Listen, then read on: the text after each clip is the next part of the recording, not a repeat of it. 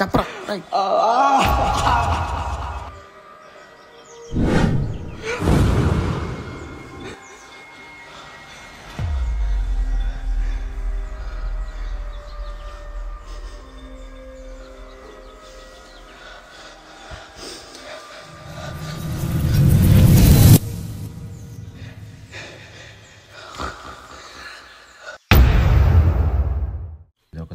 తెల్లారితే ఏదో పని ఏంటి సునుకుంటున్నావు? అబ్బా వచ్చేవులే తల్లి, ఎండలో ఉతుక్కోరే బట్టలు, చీకట్లో ఉతుక్కుని ఎండలో బట్టలు ఆరేసుకోవాలా. ఊరికే ఎప్పుడు చూసినా ఎండలోనే కూర్చుంటావు. అదే మరి నువ్వు చేతన పని ఏంటో ఎండలో. ఆహా, మీ ఆడోళ్ళకి మొగుడు చెప్పిన మాట వెనకాలే దెప్పితే గాని మనసు ఒప్పదే. ఈ మొగుడి పిల్లలు ఎప్పుడు వాదించుకుంటూనే ఉంటారు. రండి అన్నయ్య. ఏమ్మా మొదలెట్టేశారా? అదేం లేదన్నయ్య. ఏడు శేఖర్ బావా, ఎప్పుడు ఏదో పని చేస్తానే ఉంటావు. ఏం లేదు బాబా, మధ్య తరగతి వాళ్ళు మన పని మనం చేసుకోకపోతే ఎలాగా. అదే సర్వీసింగ్ సెంటర్కి పట్టుకెళ్ళామనుకో, షాంపూ పెడతాం 100 రూపాయలు దొబ్బుతున్నాడు. అది కూడా నిజమే బా, డబ్బు లెక్క బాగా వేస్తావా? లక్ష్మి, ఆ చీటీ పుస్తకం డబ్బులు పట్టరా. సరే బావా, ఇంకా కట్టుబడి ఎన్ని రోజులు ఉందంటావు? ఇంకెన్నాళ్ళు బా? 3 నెలలు అయిపోయినట్టే. ఇదిగోండి అన్నయ్య. ఓకే అమ్మా. ఏం లేదు బావా, ఎప్పుడు నా కొడుకు ఏం అడగడు. ఆడు అడక్కడక్క కంప్యూటర్ ల్యాప్టాప్ కొనమని అడిగాడు, కొని పెడతారని. అదృష్టవంతుడు బా, ఆడు చదువు అయిపోతే మిమ్మల్ని ఎత్తుని పెట్టుకుని చూసుకుంటాడు. కొడుకు తగ్గ తండ్రి, తండ్రి తగ్గ కొడుకు. ఓకే, వెళ్ళొస్తానే. అలాగే బావా, నేను నోటి సెలవా. ఆడు బాగుంటే అదే చాలు. బట్టలు కూడా ఆపేసింది, ఇంకా రాదే. లక్ష్మి, లక్ష్మి ఏమైంది?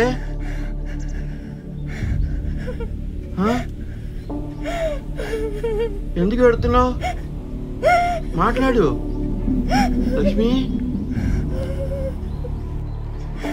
ఏంటి ఇది?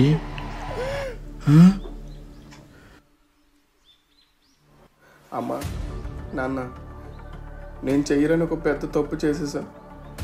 అత్యాశకు పోయి నా స్నేహితులతో కలిసి బెట్టింగ్ యాప్లో డబ్బులు పెడితే మనకున్న ఇబ్బందులన్నీ తీరిపోతాయని ఆశపడి వాళ్ళతో చేతులు కలిపి నాకు తెలియకుండానే అందులో పూర్తిగా మునిగిపోయాను నాన్న. ఆ అప్పు తీర్చడానికి మన ఊళ్ళో చలపతి దగ్గర కొంత డబ్బులు తీసుకున్నాను. కొంత అది చాలా ఎక్కువైపోయిందన్న. ఇప్పుడు ఆ చలపతి అప్పు తీర్చమని ఒత్తిడి చేయడంతో భయమేసి నా చేతకాంతనంతో బ్రతికే అర్హత లేదని చనిపోదామని నిర్ణయించుకున్నాను నాన్న.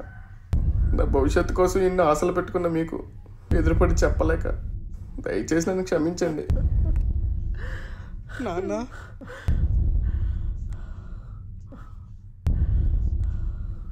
ఒరే నాన్న, ఏమైందిరా?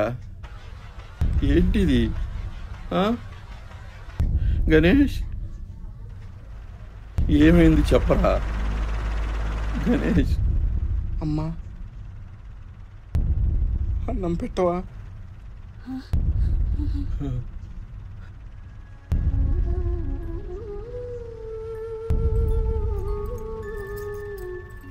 తిన్నాను.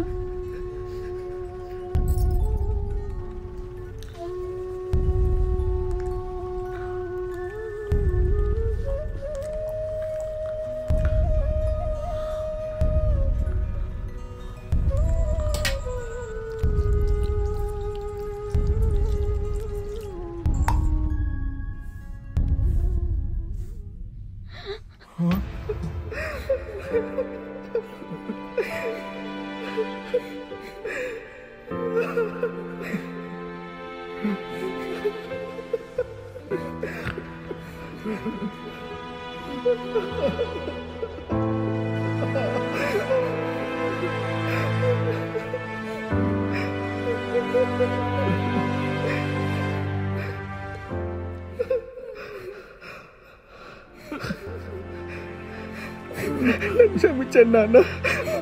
అమ్మా, క్షమించండి. చనిపోదామని వెళ్ళండి నాన్న, కానీ ఆ చలపతి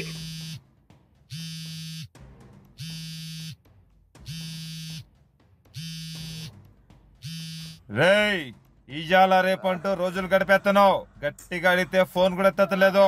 ఒకవేళ నువ్వు ఊరు వదిలి పారిపోయినా లేక చచ్చినా నేను నీకు ఇచ్చిన ప్రతి రూపాయి ఎలా వసూలు చేసుకున్నా బాగా తెలుసురా. వింటున్నావా? నీకు అమ్మ బాబు ఉన్నారని తెలుసు కదా, వాళ్ళు ఎక్కడ పోతారా? వాడు మిమ్మల్ని ఏం చేస్తాడని భయం వేసింది అన్న. లేవరా, నువ్వు చచ్చిపోవడం కంటే నీ సమస్య మాకు చెప్పుకోవడమే కట్టమైపోయిందిరా. మేము బ్రతుకుతున్నదే నీ కోసంరా. నువ్వే చనిపోతే మేము ఎలా బ్రతుకుతాం అనుకున్నావురా?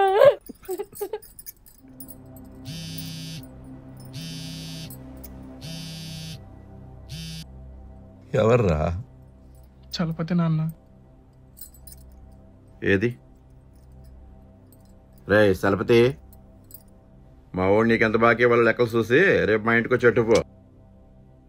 లక్ష్మి, వెళ్ళి ఇంటికి ఆయన తలెట్టుకురా. సరేనండి. నీకన్నా మాకు ఏది ఎక్కువ కాదు నాన్న. నాలాగే చాలామంది క్షణికావేశంలో తీసుకునే నిర్ణయాల వల్ల తల్లిదండ్రుల ఆస్తిపాస్తులతో పాటు వాళ్ళు ప్రాణంగా భావించే పిల్లలను కూడా కోల్పోతున్నారు. ఈ నా కథ అందరికీ కనువిప్పు కావాలని ఆశిస్తున్నాను. ప్రతి ఒక్కరూ మొదట అభిమానించాల్సింది తల్లిదండ్రులను, ఆచరించాల్సింది వారి ఆశయాలను, కోరికలను. అప్పుడే అనుకున్న స్థాయికి ఎదగగలుగుతారు.